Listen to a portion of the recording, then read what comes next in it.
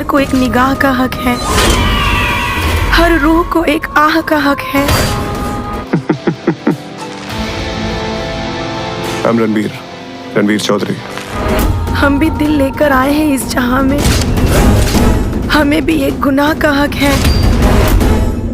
I'm Rajiv Bhatia, अजीज अंसारी, आनंद पटेल, अनिल अजमेरा। आप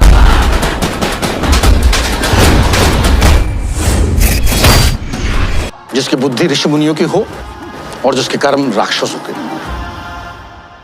sir जी रात को चैन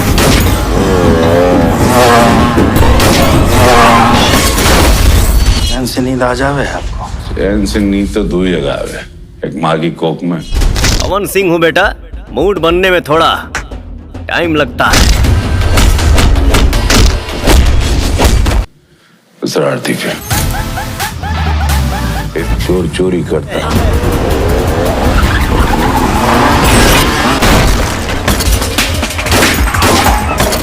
और आप नाक रगड़ते रह जाएंगे। टैक्स कमिश्नर की आंखों के सामने के पड़ी ड्राइवर से अझुराई में जिंदगी हमने खेल कर लिया, काम का आदमी। भरोवे के पड़ी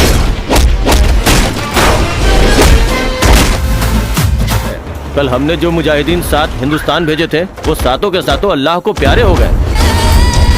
लेकिन भाईजान हमने तो 4 भेजे थे। क्या?